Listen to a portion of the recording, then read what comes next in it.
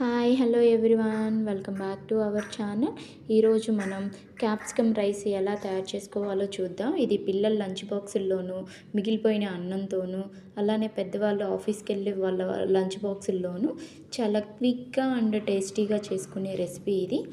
ఇది చాలా అంటే చాలా ఫాస్ట్గా కూడా చేసుకోవచ్చు. రైస్ ఉడకబెట్టుంటే చాలు. ఫస్ట్ స్టవ్ ఆన్ చేసి స్టవ్ మీద ప్యాన్ పెట్టేసి ఆయిల్ వేసేసి ఆయిల్ కొంచెం హీట్ అవ్వగానే కొంచెం ఆవాలు జీలకర్ర వేయండి. ఆవాలు కొంచెం చిటపటలాడుతూ ఉండగానే ఆనియన్ ముక్కలు అనేవి మొత్తం ఇలా తరుక్కొని వేయండి.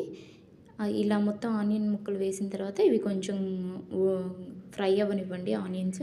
ఇలా కొంచెం ఫ్రై అయిన తర్వాత వీటిలో అల్లం వెల్లుల్లి పేస్ట్ వేయండి. ఈ అల్లం వెల్లుల్లి పేస్ట్ కూడా కొంచెం పచ్చివాసన పోయేంత వరకు ఫ్రై చేయండి. ఇలా పచ్చివాసన పోయిన తర్వాత దీంట్లో టమాటా ముక్కలు వేసుకోండి. నేనైతే ఒక టమాటా వేసుకున్నాను. ఒక టమాటా సరిపోతుంది. మీరు తీసుకున్న అన్నం క్వాంటిటీని బట్టి మీరు ముక్కలు అనేది అడ్జస్ట్ చేసుకోండి. తర్వాత కొంచెం వేగిన తర్వాత ఒక పచ్చిమిరపకాయ వేసాను. కారానికి తగినట్టుగా వేసుకోండి. నేనైతే ఒకటే వేసాను. తర్వాత కొంచెం కారం,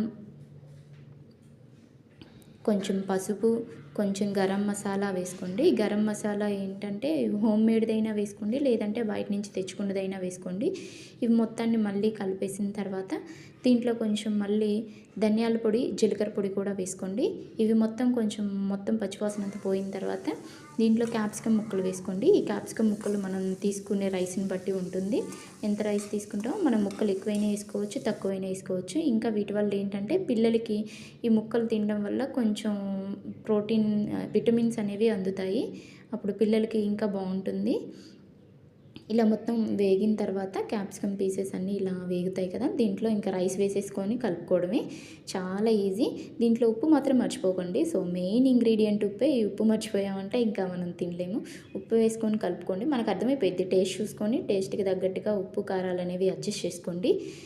ఇంకే ఇలా తర్వాత కొంచెం కొత్తిమీర వేసుకొని ఇలా సర్వ్ చేసుకోవడమే. చాలా అంటే చాలా సింపుల్ అంటే క్విక్ రెసిపీ ఇది. కొంచెం దీంట్లో నిమ్మకాయ వేసుకొని నిమ్మకాయ రసాన్ని మొత్తం పిండేసేసి అండ్ కొంచెం ఆనియన్తో తిన్నామంటే ఇంకా టేస్ట్ అదిరిపోతుంది. ఇంకా సర్వ్ చేసేసుకోవడమే. Thank you for watching. Please subscribe my channel.